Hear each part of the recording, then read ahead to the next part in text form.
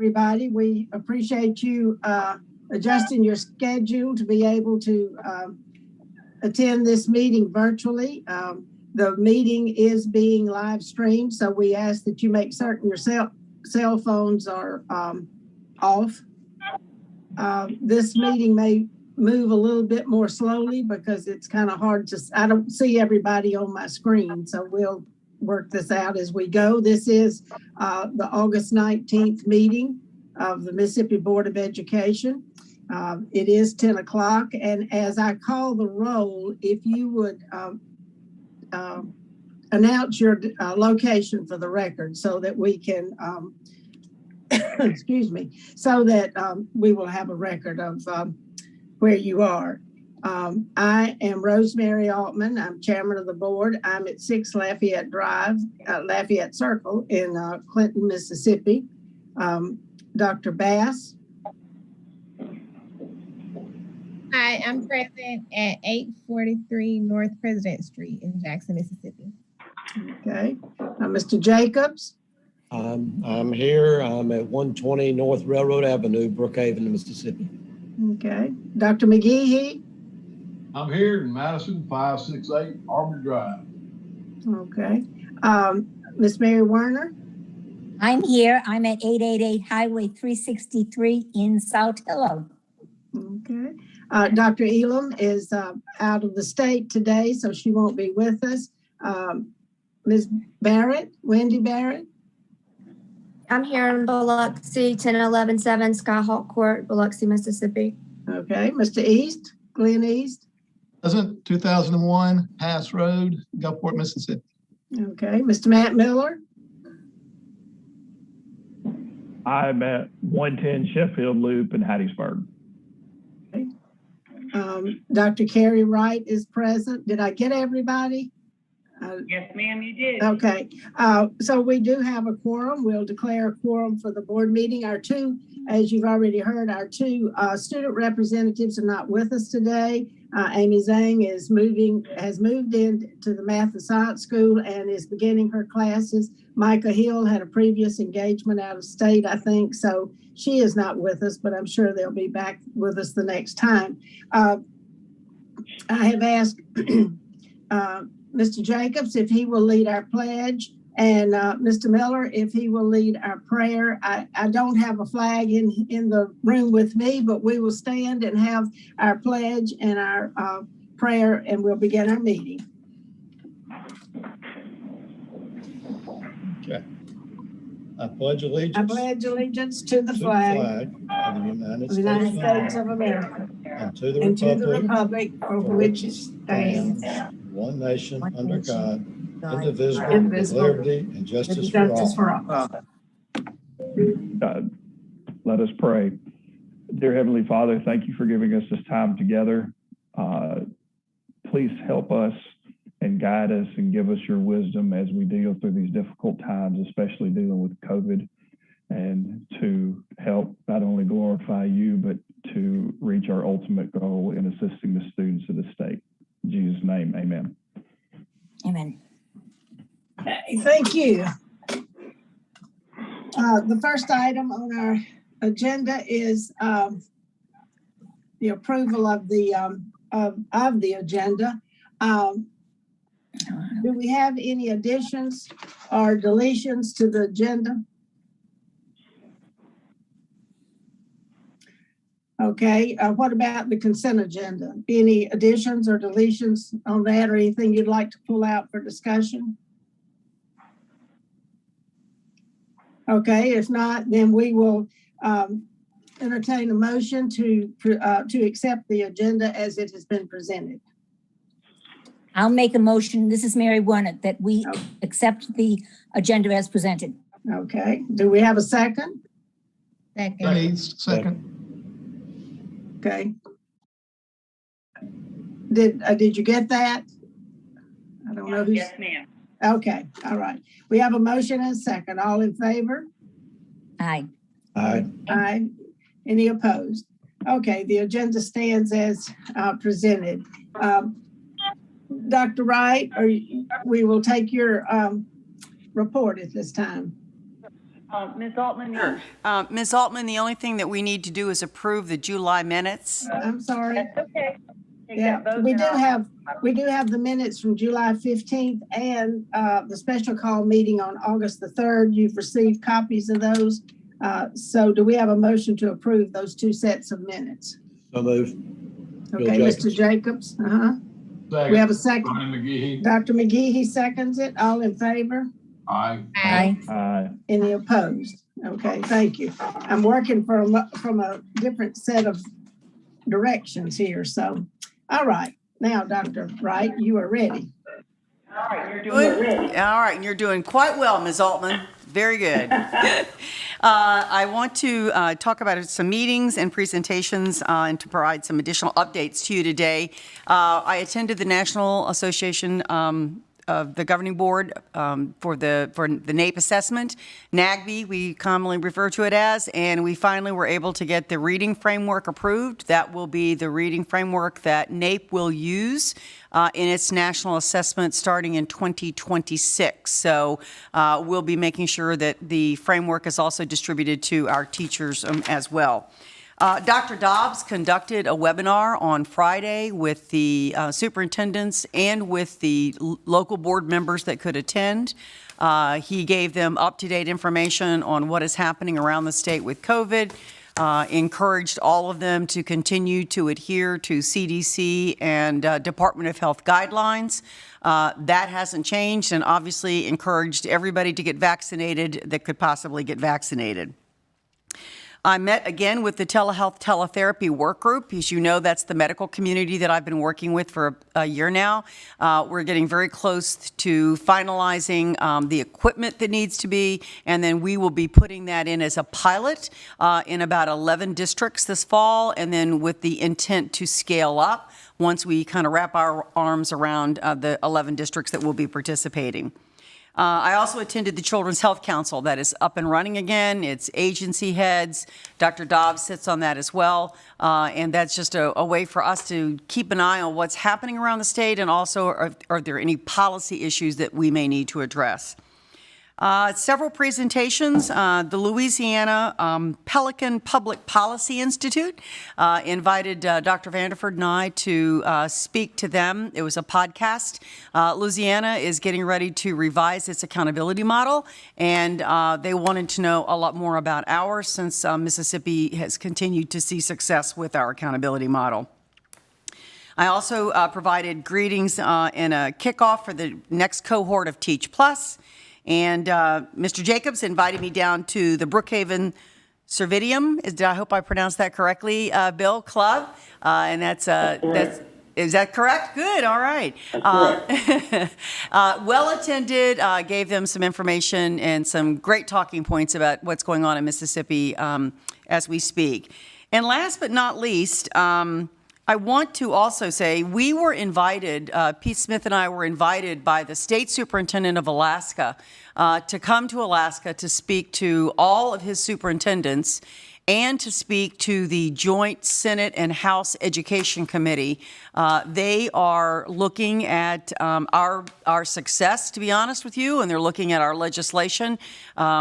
As the state superintendent said, they're 51st in the nation, and they want to know exactly a lot about our strategies, but also about our legislation. So Pete and I, at their expense, flew to Alaska and spoke to all of the superintendents on one day, and then met with the Joint Senate and Ed Committee. And we continue to assist them in their efforts as they're drafting legislation, and obviously with their strategies that they're trying to employ to improve literacy in the state of Alaska. I also wanted to just update you. You know, we advertised earlier in July for interim superintendents. We knew at that time that the superintendent in Noxubee was leaving to take a superintendency in Detroit, so we were trying to get ahead of that. So we have advertised for that position, and as you know, we deployed Dr. Cole to do that in an interim fashion, and we have also hired Dr. Jennifer Wilson following that to assume the responsibility for that in Holmes County. I want to also bring to your attention, we're getting ready to launch, you may have heard of it, those of you that were on the board before, this equipped book list for all. So it is a book list that we have prepared out on the street right now. We're for grades 6 through 12. And this is a book list for teachers that they can use, all kinds of social issues, all kinds of content issues. We're really using this as an opportunity for teachers to use books on this list to build children's content and background knowledge. And I'm really happy to say that as of this coming week, we are now launching grades K through 5. So now you will have all teachers, grades K through 12, will have this amazing list of books from which to choose.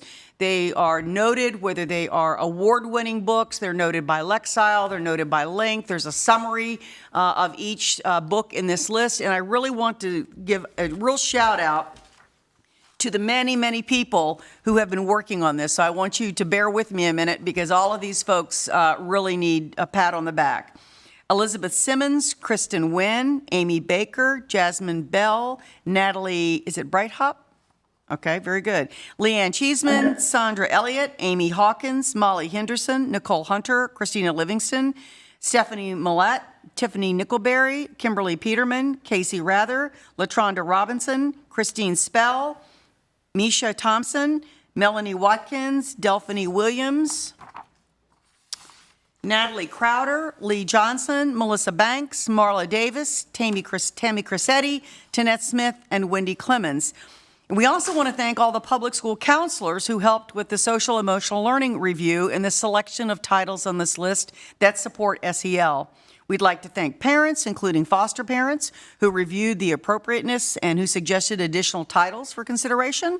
And we want to thank the various groups of Mississippi public school teachers, librarians, and administrators who assisted in both the rating and identifying of titles chosen for this list and for providing feedback. So you can see from this list, we had a lot of stakeholder engagement.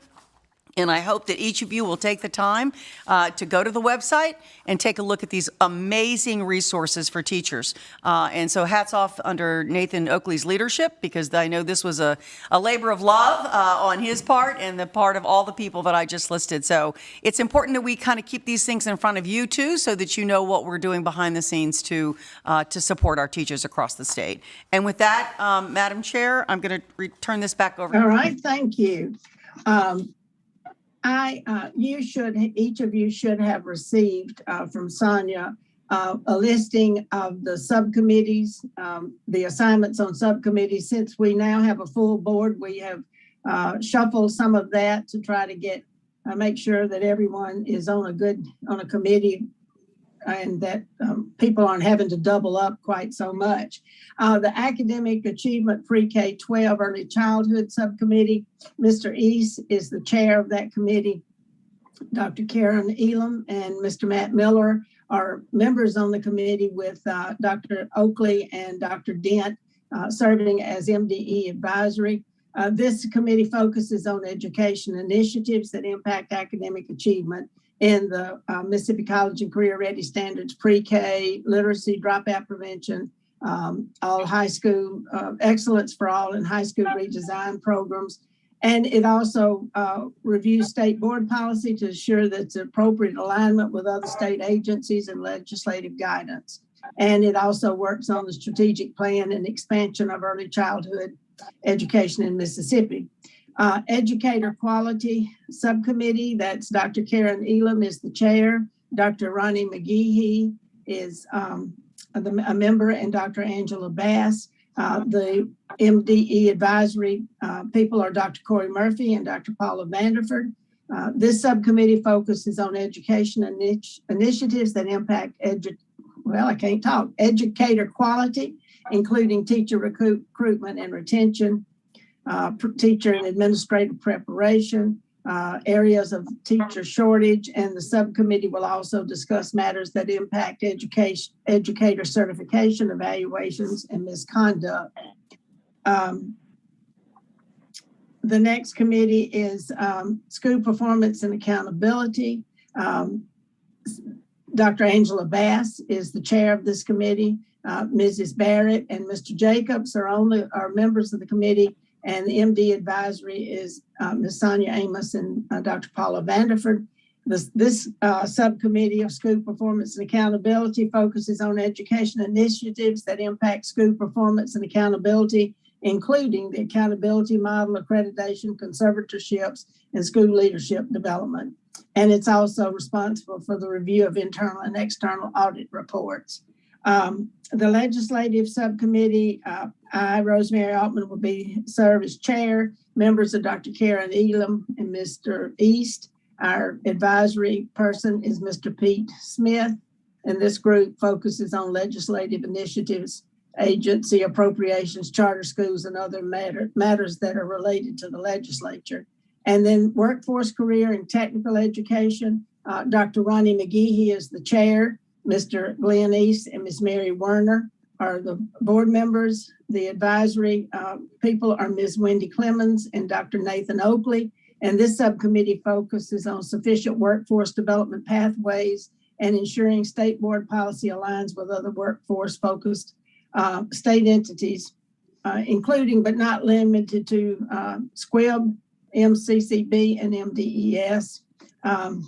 And all of these committees meet on a schedule as needed. You'll be contacted prior to the board meeting or whenever, typically on a Wednesday or Thursday prior to board meetings as to meeting. We had no subcommittee meetings this month, and so there are no subcommittee meetings since our two student representatives are absent today. We'll have no student representative report. So we will move into the discussion of the agenda. If there's nothing else anyone wants to report. The first item on the agenda is to revise Administrative Code 7374.8 State Board Policy 74. This relates to the university-based programs. This has cleared the APA process, and so we are ready to discuss this. Dr. Oakley, are you going to discuss it, or who is up? Yes, ma'am. I'll be presenting, and then I have Robin Lamonis, State Special Ed Director, with me this morning. If we get into the questions or discussion, we'd like for Robin to be able to weigh in as well. A big thank you to Robin and her team for their work on this. I cannot tell you the countless hours that have been spent in the revision of this policy, both on the technical end in writing it and on the engagement end, back and forth with stakeholders. Even as recently as Tuesday of this week, the APA process for this policy closed on Monday, and as recently as Tuesday of this week, Robin and her team and some others from here at the department were on a call with stakeholders talking through some of the public comments that were received, specifically around MAP and extended school year state dollars, and we've provided a little bit of clarification on those in the updated policy that you see in your backup. But we are bringing forward this policy for your approval after this second round of APA. This does not change the overarching mission or goal of the policy. The minor edits that we've made, they're not substantive in nature, but we are bringing this forward for your approval. And this gets us in compliance with the federal law around IDEA dollars going directly to school districts, which can in turn enter into an agreement with these university-based programs to deliver services to students. We'll be glad to take any questions you may have. Board members, do you have questions on this? Each of you should have received the comments and the clarification for it. Who is, oh, go ahead, Mr. Miller. Yeah, go ahead. I don't have any questions. I just have some comments with this. I have, first of all, I appreciate the work that everybody has put in on this. I know it's been a challenging issue. I have read a lot of information on this and done some of my own research, especially on the legal aspect of it. And frankly, and no offense to anybody, I can't get on board with this. I see there's still some holes that we have to work through with this. The first being is that I don't see a clear definition in any of our rules and policies of what an LEA is. I've seen some interpretation. I've seen some interpretation from MDE as far back as 2004 that includes a university-based program as an LEA, but I haven't seen a clear definition of that. I also, when I look at the statutes that are applicable to the university-based programs, there is some language in these that the funding for these programs is they're to be treated just like local school districts, and local school districts to me could encompass an LEA or a part of an LEA, but university-based programs could also be an LEA. So I think, to me, I need some clear definition on why a university-based program doesn't fit that definition. The other big issue I have is that this rule seems to me to create more bureaucracy, which can potentially hinder the goal of making sure these kids who need this special education in these university-based programs get the education and resources that they need. As I have read through everything, I don't see that there is any issue with MDE directly funding, especially with state funds, to the university-based programs. To add a step to send these funds to the local school districts, and then having all of these individual school districts then send them to the university-based programs just seems unnecessary to me and creating a problem. And finally, the other thing that I have an issue with it is if we pass this thing now after school has started and after the kids have already been enrolled in these programs, I'm worried about the effect of what each school district may or may not do with these kids, and especially interrupting the services and education they're getting. So, like I said, for all those things, I can't get on board with these changes. So I do understand your concerns. On the LEA side, Robin and her team have talked closely with U.S. Department of Ed and the university-based programs. There are certain assurances that a UBP has to meet, or that an LEA has to meet to receive these federal IDA funds. And these university-based programs, by their own admission, I believe, do not meet all of those assurances to receive those federal funds directly. And keep in mind, this policy is around the IDEA dollars, the federal dollars. The teacher unit funds that are calculated on the state side would still flow directly to the university-based programs. The MAEP transportation dollars that come to the department would still flow directly to the university-based programs. And we've clarified for those students that are in the university-based program that the state ESY, extended school year dollars, would flow directly to those programs. So this is really about the federal money and how it flows. I have a question. Go ahead, Dr. McGee. With the MOU that we are requiring for the university-based programs, is that federal oversight or is that MDE's oversight? So the MOU is not a federally required tool. That's a state mechanism to outline what that agreement is and what the fiscal considerations are. It's a mechanism the district and the UEP would have to agree on kind of the terms for those services. And Dr. Wright just shared it. It provides some accountability there for both. We not have the services outlined in each student's IEP?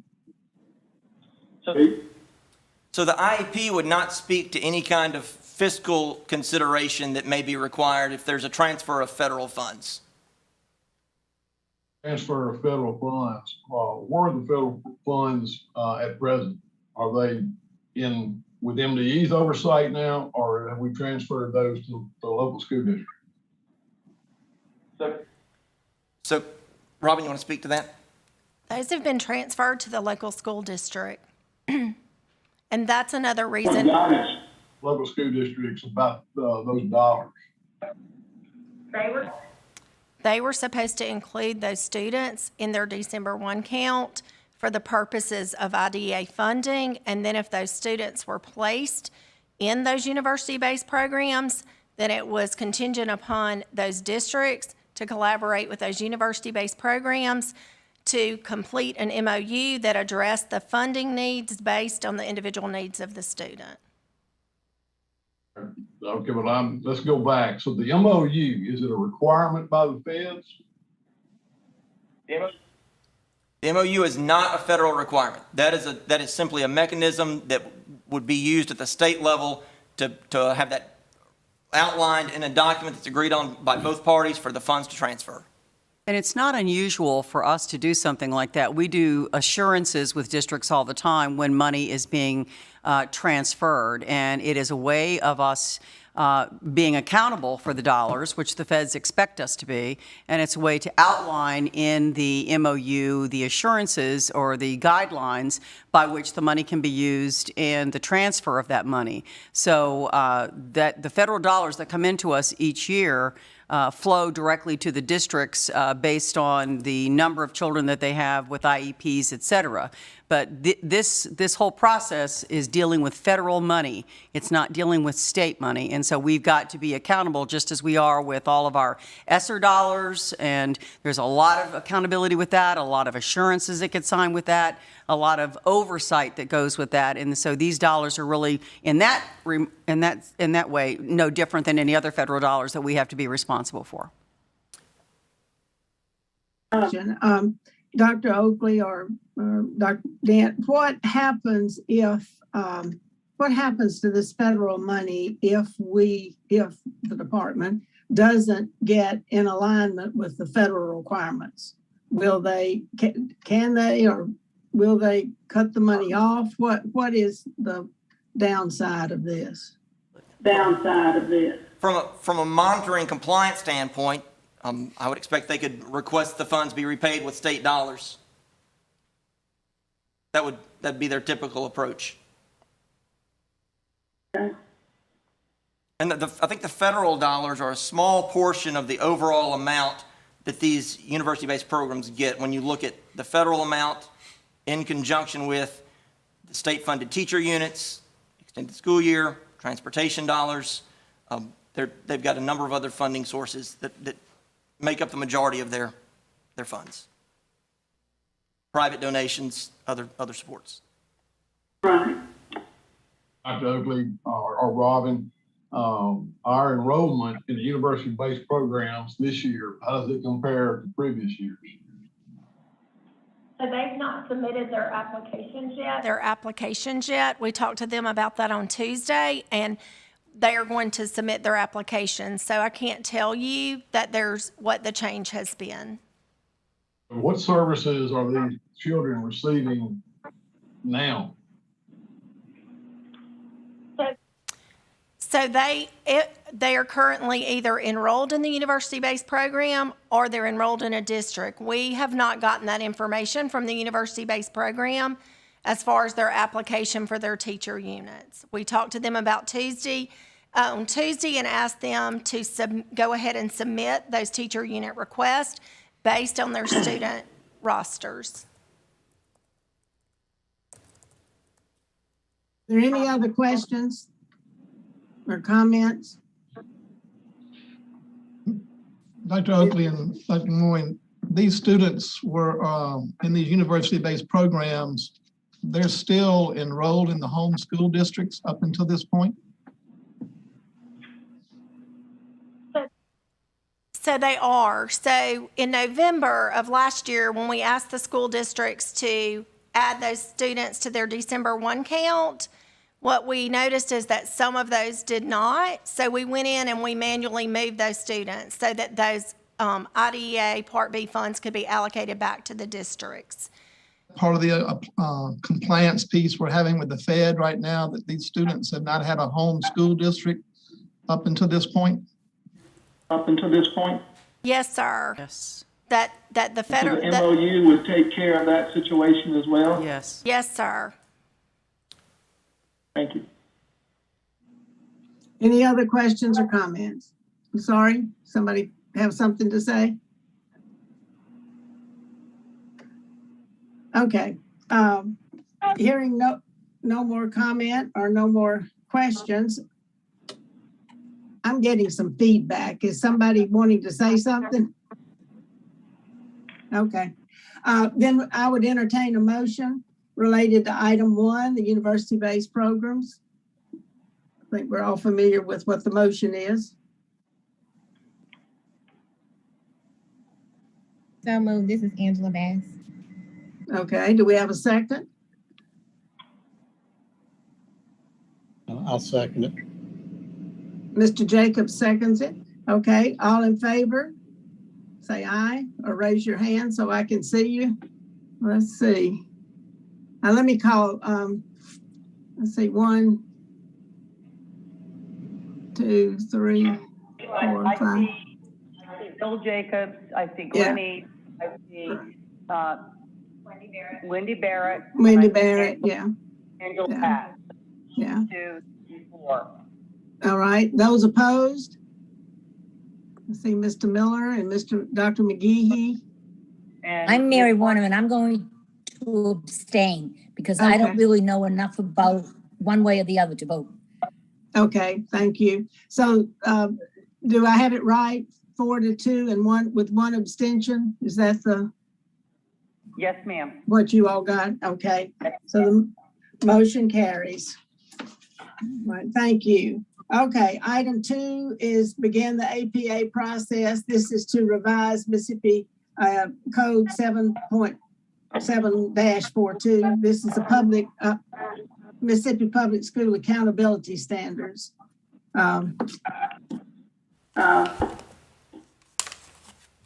Good morning. Dr. Vanderpool, are you up? Okay. Yes, ma'am. Good morning. So item 2 is seeking Make approval sure your mic is really to close to your begin the APA process to revise process standard 2.4 of the current edition of the Mississippi Public School Accountability Standards. And the revisions outlined does not impose any new requirements on school districts regarding school counselors. It basically aligns the language in the process standard with Mississippi Code 37979. That just indicates the amount of time a school counselor must spend providing counseling services. And this would be revised in both the public school accountability standards as well as the non-public school accountability standards. So this would basically just begin the APA process. Yes, ma'am. To revise the language. Anybody have any question about this before we vote to go out for APA? Move for APA, Madam Chairman. Okay, is there a second?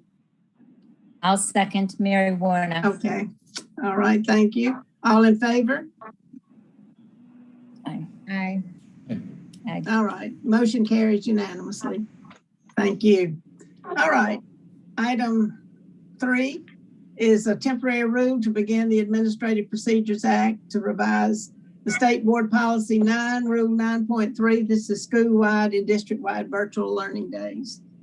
Virtual learning days. Thank you. Thank you. As we closed our discussion in July, we indicated that there may be a time that we would have to come back and ask for revision to policy based on implementation or any other needs that arise. Certainly at the time that we were in Biloxi at the board meeting, we did not anticipate the rapid rise in COVID cases in Mississippi so early in the beginning of the school year. So we are proposing in consultation with the Mississippi State Department of Health officials that we amend Rule 9.3 to allow districts to operate on a hybrid schedule from immediately from the time that the board approves this temporary rule, if you approve the rule, through October the 31st. So districts would resume back to adhering to all requirements of this policy effective November 1, pending any additional revisions that may be needed based on our day-to-day monitoring of the pandemic. All other requirements of this policy will remain in place. This does not impact the 180-day. It does not impact the 330 minutes of instruction. It does not eliminate any of the requirements that were outlined in 56.2 that a board should have in a local board policy and be published, et cetera, et cetera. So the only change would be that we would allow a hybrid schedule for school districts, or, which is a combination of traditional and virtual instructional modes, any combination thereof, through the end of October. I just want to reiterate what Dr. Vanderford just said. So the 330 minutes per day would still be in place. The 180 days per school year still in place. The only this change only allows them, instead of all virtual or all in person, now gives them an option until the end of October to run a hybrid model, but still providing 330 minutes of instruction per day and 180 days per year.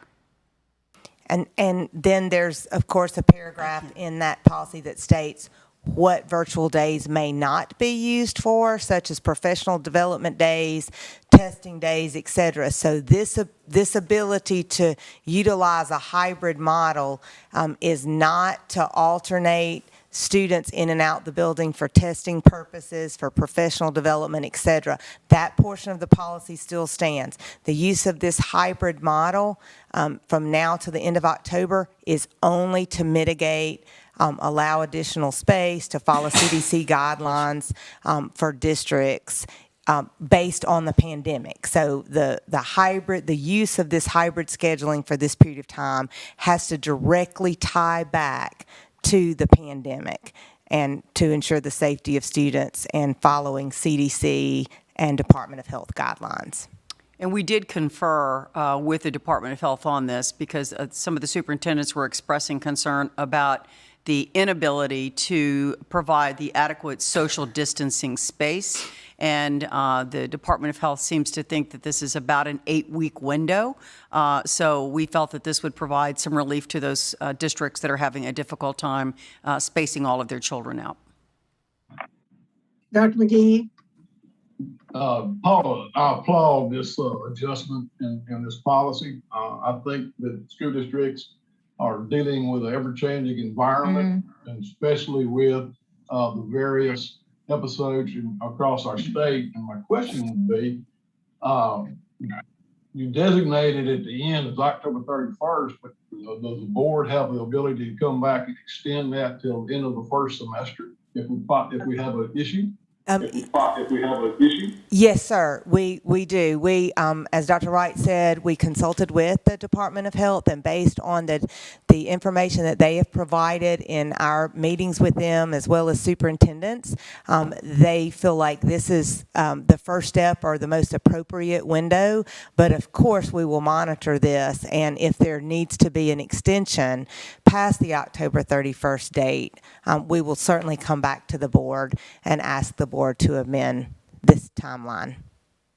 Just the possibility of making this policy retroactive to the beginning of our school year, since we did not have this in place at the start, and some districts immediately had issues with the virus and went home. Could we retro this? So to that point, the districts that we have consulted with that have been utilizing the hybrid option, we've been indicating to those districts that they're not compliant with state board policy. So because it was not, I certainly, as a chief accountability officer, could not give a district permission to violate state board policy as it was written.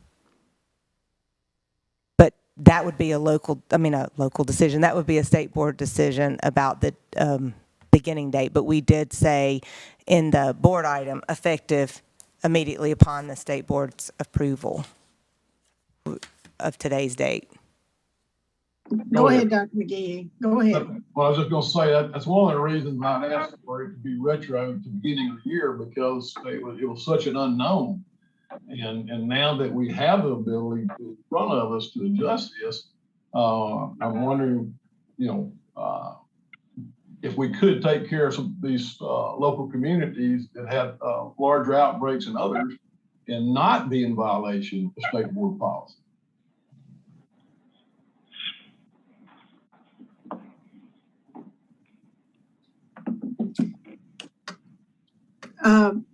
Does anyone have an answer to that, Dr. Wright or? Well, I I'm just not sure why we would make something retroactive. That's certainly your choice, but I think what the districts that we've been in conversations with are looking for the relief as we speak. I've not talked to anybody that said, give me relief from the beginning of the year. They're right now, because of the COVID cases that are spiking across the state, it's hitting different districts in different ways. So nobody has asked for retroactive. They're saying, can you just make it effective immediately? I move that we accept the recommendation of Dr. Vanderford in the revision, but also put in there that at our October board meeting, we will review the numbers for extension if we need to beyond November the 1st. All right, do we have a second to that motion? Second, this is Angela Bass. Okay, thank you. All in favor of the item as it's presented with Mr. East suggestion that we review it again for a possible extension, say aye. Aye. Aye. Any opposed? All right, thank you.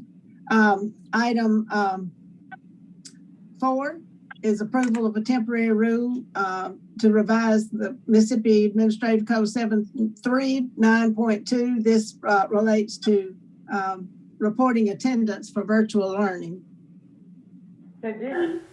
So this is a policy that the board approved last July, prior to the beginning of the last school year for reporting attendance. Dr. Vanderford, Yeah. Dr. May I interrupt you just a minute? While you're giving your report, I'm going to have to step away for 1 second, and I'll be right back. Okay. Check to see if Go that ahead with other your mic report. works. I'm not sure your mic is working. Tamla? See, once you pull the one that's in the middle, see if that one, because it is? Okay, it's just not able to hear it. Okay, thank you. So item 4 is also an approval of a temporary rule to become effective immediately, but this is a policy that the board has previously approved for reporting attendance. We've had a lot of questions related to how districts should report attendance, if they have students that are participating in virtual instruction this year. And of course, that has not changed, but we identified areas of the policy in which that was not clear. So we're just making some amendments to the policy. For example, that states beginning the school year 2021 and thereafter. So nothing is changing regarding the reporting of attendance. We're just trying to clarify in the policy how that this policy continues to be in place. And we've also gone back in and inserted in the hybrid portion that if current state board policy allows a district to utilize a hybrid option, that they would report consistently with the requirements of this policy.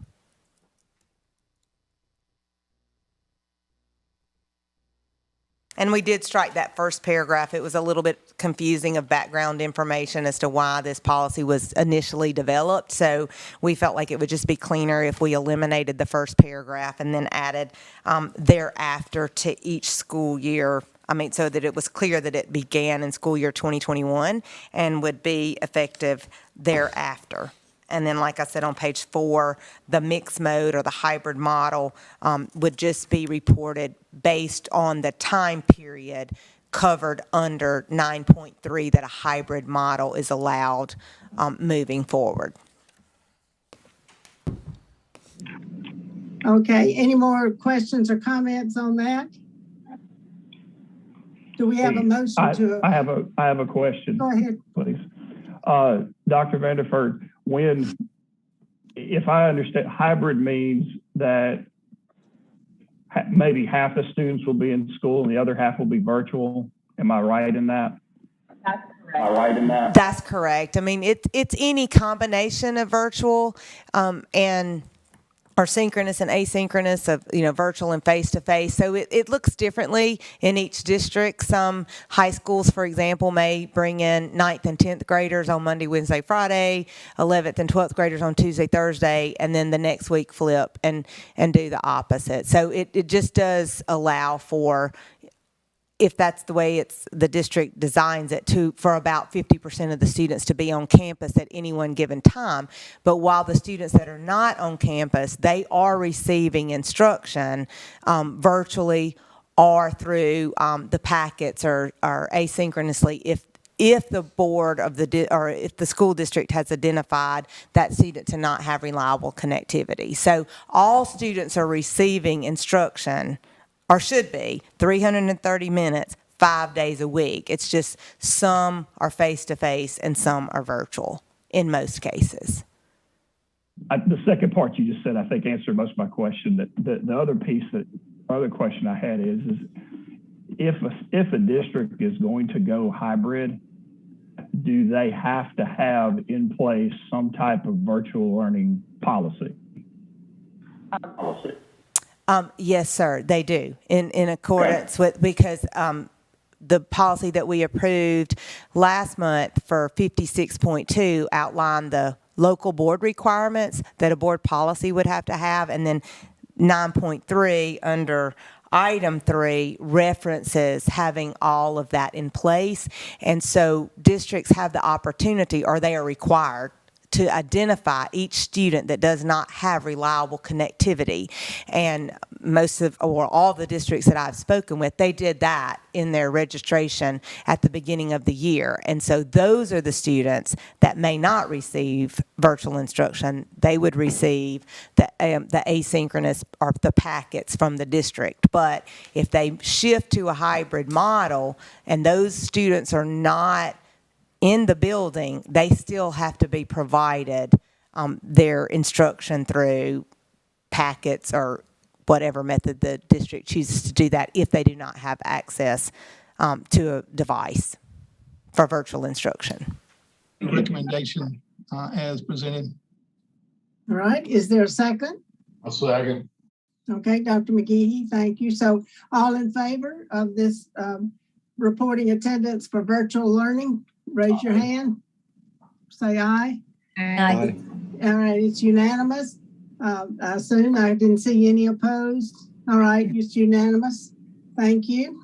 Item 5 is approval of recommended cut scores on the Mississippi Academic Assessment Program on May for U.S. history.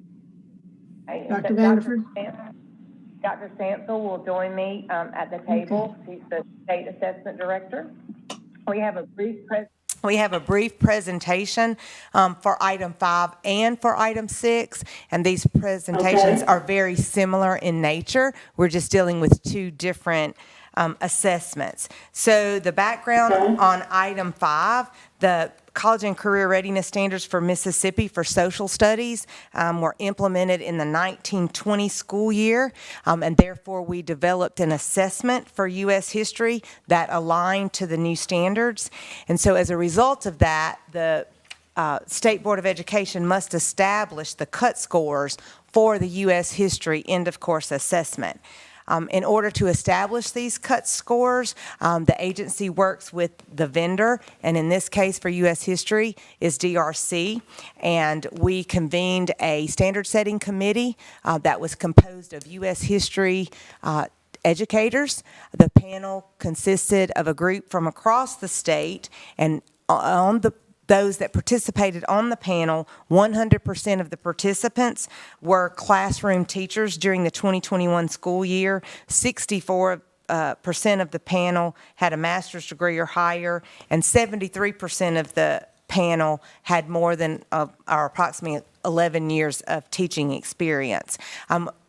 With all standard setting processes, we use a research-based method that is approved by our technical advisory committee.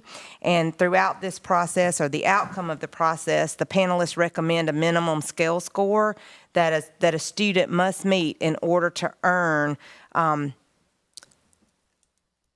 in order to earn on each assessment to be classified in the performance classification level. So in this case, for the U.S. history assessment, there's 5 performance level. And then we refer to these cut scores, we refer to these minimum scores that are established as the cut scores. Got a little tongue-tied there. So we also met the vendor, MDE.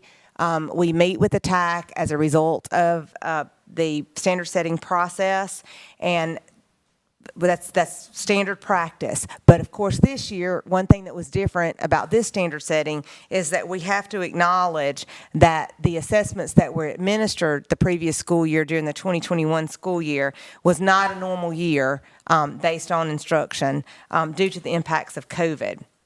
So what we're doing is we're proposing a cut score to be used for last year's U.S. history assessment for the 2021 school year. But we will conduct a performance standard review and validation process after the administration of the assessments during the 21-22 academic year for U.S. history. And just as a reminder, back in January of 2021, the board approved a rule suspension that allowed students to take the assessment but not meet a minimum passing cut score on the assessment last year. But that's not part of this recommendation for No, this ma'am, year. it's not. It's just a reminder the standards were set. No, I just want to be clear. Yes, ma'am. That's not part of the recommendation that we suspend it. Again, it's just a reminder that these standards or these recommended cut scores were established based on an assessment that high school students took, knowing they did not have to pass the assessment in order to graduate, on top of the fact that instruction was a little bit different as a result of the pandemic, and so were the administration of the assessment. So we're just a little concerned of what the impact the pandemic may have had on that. So the next slide actually is the recommended cut scores. At the top of the slide, you'll see the percent of students that would fall in each of the categories, performance level 5 being the highest. And then table 2 is just a comparison of cut scores across all of the end of course assessments. And so we're looking or seeking approval for U.S. history, which is the last row of table 2, but we've displayed English 2, Algebra 1, and biology for you to see that the ranges across the 4 end of course assessments are very similar in each of the 5 performance levels.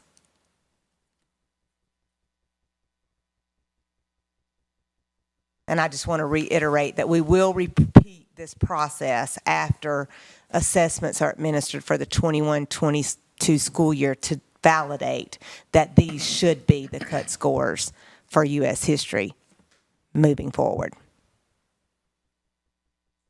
Questions on this or comments? Question. Mr. Jacobs?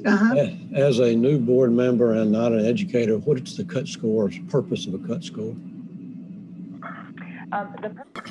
The purpose of the cut score is, first, a student must meet a minimum score in order to pass the assessment and to graduate. You have to have a minimum score in order to graduate.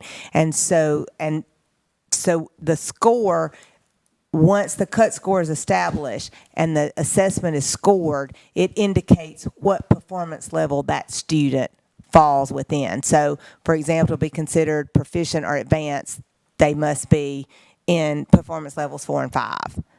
So it's just a breakdown of how that student performs, with performance level 1 being the lowest. I know that, so we created a new assessment for a new set of standards. And so it's not really apples to apples, but can you speak to a little bit how these cut scores compare to previous cut scores for the U.S. history test? Do you anticipate this set of cut scores being more rigorous for a student or easier or about the same as? Dr. Sampson may want to address that, but go ahead, Dr. Sampson. They're basically, that's why we use the scale scores, so we can compare one administration or one test to another test. And these are basically comparable, very comparable to what we've had in the past. And it is a new set of standards, and that's a good point. But that's the way we, that's why we scale, that's why we do the psychometricians are giving us advice constantly to make sure that we have equal footing for all students. Thank you. question. This is Mary Werner. Go ahead. Again, I'm with Bill, being new on the board, but on the subject of American history. I have been asked several times recently whether or not we do CRT in our American history class. No. No, those standards are not a part, any reference to that. They're not found in our standards for what we call social studies, which are all of those subjects, including U.S. history. They're not in our SEL standards. And as far as we know, that's not occurring we've not had anybody, let's put it this way, we've not had anybody to lift up that CRT is being instructed in the state of Mississippi. Something to work with. All right. Any other questions or comments on the cut scores for history, U.S. history? Then do we have a motion to approve this recommendation? This is Mary Werner. I'll make a motion that we approve the recommendation. All right. Thank you. Just a second. We have a second. Mr. Miller. All right. Thank you. All in favor? Aye. Aye. Okay. Aye. All right. Any opposed? All right. Motion carries unanimously. Thank you. I'm sorry. All right. Item 6 is cut scores for science in grades 5 and 8 and alternate biology. Dr. Vanderford? Biology. Dr. Vanderford? Thank you. As I stated previously, much of the content in the presentations is the same. We're just dealing with a different assessment. This one is our alternate assessment for science, and these new alternate academic achievement standards were implemented during the 18-19 school year, and of course there was an assessment developed to align to those new standards, and we will need to ask the board to establish a cut score for this alternate assessment for science. So that's grades 5 and 8 and biology. We conducted this science standard setting process for MAP-A during the summer. We also utilized educators that were experienced in their field. So the standard setting committee was composed of educators that taught students with significant cognitive disorders. They taught in a regular education classroom, and we also had special education teachers. So 100% of the teachers that participated on this panel were teachers that taught during the 2021 school year. We had 70% of them that held a master's degree or higher, and the average classroom had been a teacher for the average of 11.8 years. And we used the same research-based process for conducting the standard setting that was approved by the Technical Advisory Committee. The one thing that's different about the alternate assessments is there's 3 performance levels, whereas with the MAP program, there are 5 performance levels. The recommendation provided is for cut scores for spring of 21, and this is also recommended as an interim scale, and that we will evaluate student performance again after the spring of 2022 operational administration of the assessment, and because of the same concerns of the impact that COVID had last year on assessment and instruction. And this next slide, slide 8, outlines the recommended cut scores for grades 5 and 8 science as well as biology. And then when these students receive a report, rather than getting an actual score, they'll just have a pass or did not pass label on these MAP-A score reports. For those of you that are new to the board, these alternate assessments, and Dr. Vanderford mentioned it earlier, but I think it's important to kind of lift this up. These are for our special education students who have significant cognitive disabilities. So it's that 1% of the population that are your most seriously involved children. So that's the reason you'll see a little bit different way that we're looking at them passing or not passing versus coming up with the 5-level system that we did for our general ed students. All other special education students, with the exception of these children, take our regular MAP assessment. This 1% of our population of special ed students that are significantly cognitively delayed, that this assessment is designed for them.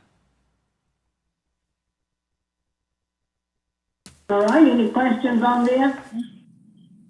All right, do we have a motion to accept the recommended cut scores for grades 5 and 8 and an alternate biology? Motion, Ronnie McGee. Okay, second? Second.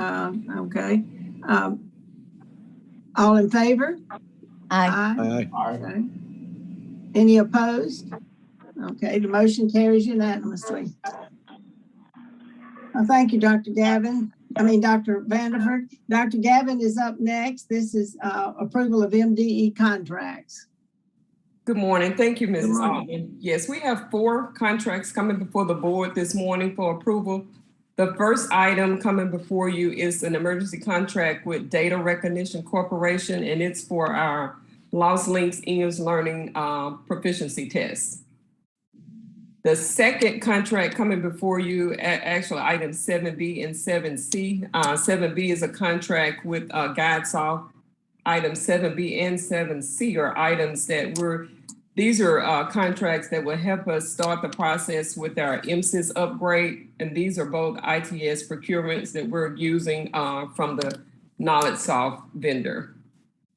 And then item 7D is a contract with Carousel Industries of North America. And actually 7B, C, and D, these were items that we will start to use some of our ESSER funds with as well. And item 7D is to procure and service with the interactive voice response system that will help us with our licensure issues, some of the call issues, and help us resolve some of those issues with the licensure call center. Okay, let's go back to 7A. Does anyone have a question on this contract with Data Recognition Corporation? Okay, 7B. Any questions on that before we approve? Yes, I have a. Go ahead, Mr. Miller. Mine goes to B, C, and D. I saw on A, there was an explanation of why the request for proposal, the process was used and wasn't able to secure a contract through it. I didn't see that in B, C, and D. Is there some exception to why these weren't sent out as RFPs? Item 7B and 7C, we're using an ITS procurement process, and those services were procured as a master agreement through ITS. So you don't necessarily have to go through the normal procurement process. We go through ITS's procurement process. So ITS has vetted these vendors for us. Okay, is that the same for D, 7D? Yes, all 3 of those are ITS procurements. Okay, thank you. Would you tell me what ITS stands for, please? I'm sorry, Information Technology Services. It is the state agency that handles all the information technology procurement for the state. Thank you. I'll get it down eventually. Not a problem. You will. Yes, you will. What you learn is this is the land of acronyms, and sometimes we forget that not everybody knows all of them. It takes a long time to learn all of them. For those of you who are new, let's see, B, C, and D all relate, and Dr. Wright can address this, to our information system, our MSIS system that how old is it, Dr. Wright? 20 years old, some of it is? Yeah, 20 plus, and we're in the process of renovating it. And so that's why ITS has their approval. We have to go through them since it's related to technology, and they have these people on their approved list. So we're able to procure right from their list. Okay, let's go back to 7A. Do we have a motion to approve 7A, the contract with Data Recognition Corporation? Okay. All right. Is there a second? Second. Okay. All in favor? Aye. Aye. Any opposed? Okay, motion carries. Item B is the contract with GuideSoft Inc. This is for our consulting services for our ITS. Is there a motion to approve it? So moved, Glenn East. Okay, is there a second? Second, Mary Werner. Okay, all in favor? Aye. Aye. Okay. All right. Any opposed? Okay, motion carries. Item C is a contract with GuideSoft. Is there a motion to approve that contract? So moved, Angela Dash. Okay. A second? I'll second. All right, Bill Jacobs. All in favor? Aye. Any opposed? Okay, motion carries. And then item D is a contract with Carousel Industries. This is also for our interactive voice system. Is there a motion to approve this contract? So moved. Okay, a second? Bill Jacobs. Okay, all in favor? Aye. Any opposed? Okay, thank you. All right, item 8 is the consent agenda. Do you have any questions on anything on the consent agenda? Okay, hearing none, I'll entertain a motion that we approve the consent agenda, items A through N. Do we have a motion to that end? So moved, Glenn East. Oh, all right. Is there a second? Second, Angela Dash. All right. All in favor? Aye. Aye. Any opposed? Okay, motion carries unanimously. At this point, I would entertain a motion that we consider an executive session. Madam Chairman, I move that the board consider making the close determination of the need to go into executive session. Glenn East. Okay. We have a second to that motion? Second. All right, Dr. McGehee, all in favor? Aye. Aye. Okay. Any opposed? All right. Thank you. Motion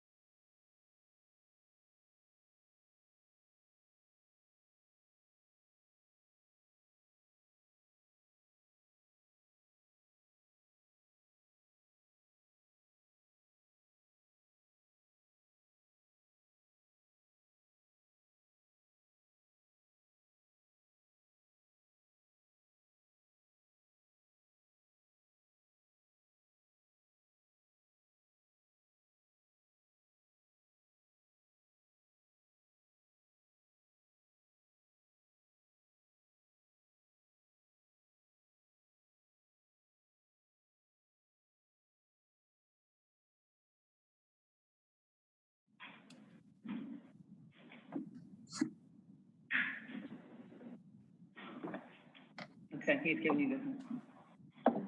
The board has voted unanimously to go into executive session for discussions of discrete personnel matters in accordance with Mississippi Code annotated section 2541(7)(4)(a) and K related to appointments in the Department of Education.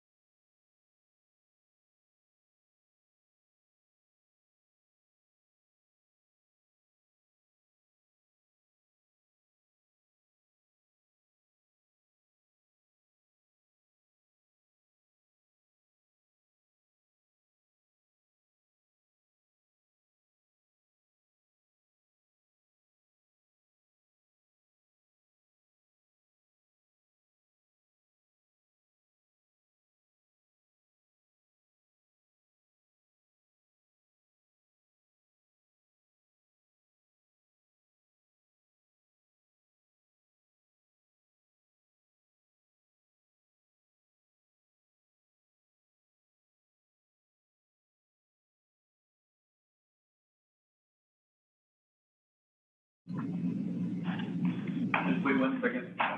There. Make sure you get the mic.